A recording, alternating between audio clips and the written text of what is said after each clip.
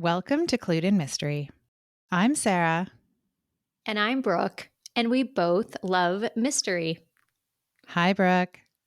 Hi, Sarah. Today is another What Would You Do episode. And if you're a subscriber to our semi-monthly newsletter, you already knew this, and maybe you prepared by reading the book so that you'd be able to enjoy the podcast even more. So if this is something you'd like to know what's coming up on the show, make sure you join our newsletter. That's right, Brooke. So today we are talking about The Drowning Woman by Robyn Harding. And it was published in 2023. So I think this is the first time that we're doing a What Would You Do book that was recently published. So before I jump in, I will just offer a little spoiler warning. We will get into a lot of detail about this book, and there is lots of description of domestic abuse in this book, and I'm sure our conversation will cover that a little bit as well. So when the book opens, we meet Lee, who lives in her car in Seattle. Lee is on the run from unsavory investors in her failed New York restaurant and cut off from her family after trying to blackmail her future brother-in-law. She has to learn how to survive, and she defends herself and her few belongings from a thief. She's unharmed, but loses much of the money she's been saving for a rental deposit. Instead of settling in her car for the night in a shopping center parking lot, she drives to a wealthy neighborhood where she thinks she will feel safer. After a fitful sleep, she wakes to the sound of a woman crying. She realizes that the woman is drowning and, without thinking, saves her. Lee goes to work and returns to the same spot to sleep again. The next morning, the woman, Hazel, knocks on Lee's window with breakfast to thank her. The pair quickly form a bond, and Hazel reveals that she is in an abusive marriage. Lee has grown ill after rescuing Hazel, and while waiting in an auto body shop for her broken car window to be repaired, a stranger offers her an orange. The next day, the stranger, whose name is Jesse, appears at the diner Lee works at, and they go on a date. A relationship blossoms between Jesse and Lee, though she makes excuses to avoid revealing her housing situation. Lee shares some of Hazel's story with Jesse, eventually confiding that Hazel has asked for Lee's help to leave her husband and will give Lee $50,000 and documents for a new identity in exchange for Lee pretending to be Hazel for an afternoon so that Hazel can board a flight and leave the country. Lee agrees and spends almost 2 hours at her friend's house. Just before she's about to leave, she visits the study, where she finds Jesse's body. Here, the book switches from Lee's point of view to Hazel's, as she describes how she met her husband, a successful defense attorney named Benjamin. He offered security and to provide medical care for Hazel's ailing mother, in exchange for giving him total control over her life. She remains with him because she otherwise couldn't provide the care her mother needs. Benjamin permits Hazel to work out, and at the gym she meets and instantly connects with a trainer named Jesse. She and Jesse use her gym sessions as cover to sneak off and have sex, and eventually they devise a plan to free Hazel from her marriage by faking her drowning, the drowning that Lee saved Hazel from. We return to Lee's perspective that she is devastated that Jesse, whom she was falling for, is dead. She breaks into his apartment to learn more about him and finds ID for a man named Carter Sumner, and starts to think that Jesse might not have been telling her the truth. She pieces together that Hazel and Jesse knew each other and finds a local number in the notebook that Jesse used to track his clients' workouts. She dials it, and the person on the other end asks if the caller is Lee. Shaken, Lee visits Jesse's brother, who is in prison, and with each piece of information she learns about Jesse, feels more and more confused. She speaks with Benjamin, who reveals that his security team killed Jesse before he offers Lee $25,000 to move to Austin and set up a restaurant there. She considers the offer, but doesn't want to feel the same pressure to succeed that she felt with her first restaurant. She finds a recording hidden within Jesse's pen, which she ultimately provides to the police. We rejoin Hazel, who has been confronted by Benjamin. Hazel is about to end her life when the police arrive and charge her husband with conspiracy to murder Hazel. For a moment, Hazel thinks that this might be a way for her to be free of Benjamin, but it soon becomes clear just how powerful and manipulative he is. The wife of one of Benjamin's partners visits Hazel with suggestions on how to secure her future. She also mentions Benjamin's first wife, whom Hazel doesn't know about. Hazel goes on to learn that this wife died in suspicious circumstances and suspects that Benjamin paid her family off to keep quiet. The situation starts to decline further for Hazel when her mother goes missing and Benjamin's case is dismissed. She's fearful for her life and also for her mother's. She's preparing to sell as much as she can for quick cash when Benjamin finds and threatens her, telling her that Jesse, or Carter, was one of his former clients and didn't care for her the way she thought. After Hazel learns that Jesse's body has been found, she retrieves her fake passport. The book closes with Hazel, now Nora, finding Lee, now Kelly, running a small beach cafe, and the two agree to run it together. Thanks, Sarah. That was a really great summary of this book that is really quite complicated. There are lots of twists. And if I'm honest, I was relieved that it was your turn to do the summary because this one was tricky. Well, there were a lot of things that happened, and kind of the more I thought about it as I was preparing that summary, I was like, oh, this was a really good book because there's so many things that are going on. Mm-hmm. Exactly. A lot of twists and a lot of relationships between people that you don't realize were taking place. And so that adds a layer to the secrets. So where should we start our What Would You Do game? The first What Would You Do that I have for you is, if you were Lee, would you accept Hazel's offer for the cash? And Hazel, I think, also offers her fake ID saying, you'll be able to start a new life if you just do me this favor. Well, so Lee's in a really bad position because, as you mentioned in the summary, the attacker has stolen all her cash and all her identification. So she essentially doesn't exist. So I realize that that's the situation, but I don't think that I could do it because she knows that Hazel's husband is extremely violent. I think I would just be too big of a chicken to take this risk that this guy was going to find out what our plan was, that I was going to pose as Hazel all day. She had to go into their house. She had to go to their house and be seen on their security cameras as if she were the wife. And I'm just too big of a chicken. I couldn't do it. What about you, Sarah? So I think I probably would really think very carefully about taking the money, Brooke, because throughout the book, Lee talks about how this really isn't her, right? She had been a successful businesswoman. Her restaurant was doing really well, and then COVID hit, and like so many other businesses and so many other restaurants, it just didn't survive. And because she had borrowed money from I don't remember if he was a bookie or some other underground loan shark. She owed this guy a lot of money, and he actually injured her, right? I think he injured one or two of her fingers. So she got out of town. But this is not the situation she wants to be in. So any opportunity to get out of it, I think if I were her, I would really be considering taking it. Yeah, it would be a hard decision. I will say that I think that Harding did a really good job kind of illustrating the way that somebody can become homeless really quickly. Mm-hmm. And I found that, that first part of the book where she is living in her car and gets attacked and everything, I found it really scary because I was like, this could happen to someone. Sometimes you read situations in, genre fiction and you're like, yeah, like that's going to happen. But the way she laid it out, that she had these bad business dealings and then she had a rift with her family. And then, she had no money. And was where the result of it. I felt like it was very realistic.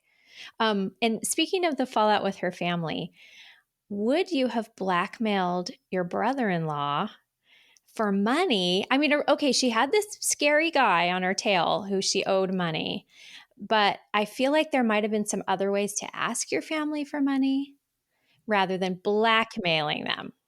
I agree. And I think she says she'd only met this I don't know if her sister was married at the time, but she'd only met this guy once or twice before. He wasn't someone who her sister had been with for years, and he was, like part of the family. Maybe because of that, it was easier for her to blackmail him, right? But Mhm. I would like to think that I would probably approach my sister and say, this guy is bad news. Yeah, because she discovers that he's cheating on the sister. And I think you're right. I don't think they're married yet. And so I agree. The the steps would be to go to the sister and say, I have a bad thing to tell you about your fiance. Not, hey, this is a way to make that money that I Yeah. need for the investor. So that was a choice that really played out badly Hmm. in Lee's life. And because it cut her off from her family, her parents were no longer wanting to be involved. And yeah, she was cut off. I have another what would you do related to her decision to take on Hazel's identity for that afternoon. The day before, Hazel had arranged for Lee to have a spa day and get completely pampered, have a massage, have a facial, get her hair done. And as it turns out, she got her hair cut almost exactly like Hazel's. And Hazel suddenly comes up with that idea, why don't you pose as me so that I can get out of town? And obviously she had this plan, but Lee doesn't know that. But once Lee is in the house and she's puttered around the kitchen, making sure that she's been visible on the in-home security cameras, she decides to go into the husband's study. And there was no reason for her to do that, right? There was nothing that Hazel said, you need to go in and get this thing, or she just was being nosy. Um, would you have done that? No, that scene is so tense. And like I said, I would have been too big of a chicken to do it in the first place when I mean, this is like a very affluent couple, right? He's a Yeah, defense attorney, I think, and they have a big house. They've got security. So she already knows she's got to go into this house. She's going to be on camera. She's got to pose as her. I would be doing the absolute bare minimum of the steps. And just, I think she had a certain amount of time she needed to spend in there so that she could recreate Hazel's patterns. And that's all I would do. I was like, Lee, what are you thinking, girl? exactly. And then I remember the first time that I read this book, just that sort of jaw-dropping moment when she realizes who is in the chair. Because up until this point, we've only had Lee's perspective in the book. And so we don't know, we only know what she knows about Jesse. And here's this guy that she sees this potential future with dead in front of her. I knew that she was going to discover. I mean, because we haven't had a dead body yet in this book, right? And we were well into it, maybe over halfway. And so I knew she was going to find someone dead in there. But my guess was that it was going to be the husband, and I was like, oh, Hazel killed her husband, and now Lee looks like she's Hazel, and she's going to get charged with this. But it was one of those moments where I had to put the book down. I was reading a ebook when I read it, and when it was Jesse in the chair, like I was like, "Oh my gosh!" That twist really got me. Yeah, no, totally. There's multiple conspiracies that are happening, right? There's Hazel and Lee have their plan. Hazel and Jesse have their plan. Benjamin and Jesse have another plan. And I think Jesse might have just even had his own plan as well. I don't remember what they were framing Lee for, right? So I didn't mention this in the intro, but Lee discovers that Jesse was planning to frame Lee with Hazel's help, right? One night, Hazel goes to Jesse's apartment when Lee's car is parked outside and steals Lee's knife. She knows that Lee has a large hunting knife that she uses for safety. And Hazel goes in and steals that from Lee's car with the intention of putting it in her house so that Jesse can find it when he breaks into the house, Jesse is supposed to be in the house when Lee is there. And I don't remember if he was there to kill Benjamin. That's fuzzy for me. But Hazel ends up protecting Lee by throwing Lee's knife into the ocean and disposing of other evidence that would have supported that story, that Lee had become very jealous and obsessed with Hazel and was trying to harm her. Mm-hmm. Yeah. And because they each have this alliance with Jesse, but when they at the near the end they figure out that he's not loyal to either one of them. And so yeah, Hazel disposes of things to make that plan go away. So basically she sides. She's showing her allegiance to Lee. Here's my what would you do there? Would you, if you were Hazel, do you think you would have had that second thought and reversed the plan that you had put into action with Jesse? I think so. I like that she did that. She's got this period of time when her husband gets taken away for conspiracy to kill her, and she's alone in the house, and she's like really having to think through. And for a while she doesn't know Jesse's dead, right? Mm-hmm. So Mm-hmm. she's really trying to put all the pieces together of what has happened. And just like the reader, we're trying to do the same thing. But yeah, I think I would have. I think that is a way for her to exonerate herself a little bit in the evil plan that she had hatched. If you were in Hazel's position and you'd married this man who turned out to be an absolute monster, I think I can see myself looking for a way to get out, right? She didn't feel like there was any legal way for her to get out because she thought she had signed a contract with him. Now, whether that kind of a contract would have any standing in court, I have no idea. But her husband was a lawyer, and it's suggested that Hazel has convinced herself that she's not very smart. I think she's much smarter than she realizes. But she, has come to believe that she wouldn't be able to figure this out on her own. And so, I think if I were her and she meets Jesse, who is put in front of her by her husband, right? But she meets him and thinks that, yeah, this might be a way out. Mm-hmm. Yeah, I think that's pretty believable of what she would be willing to do to get out of that relationship.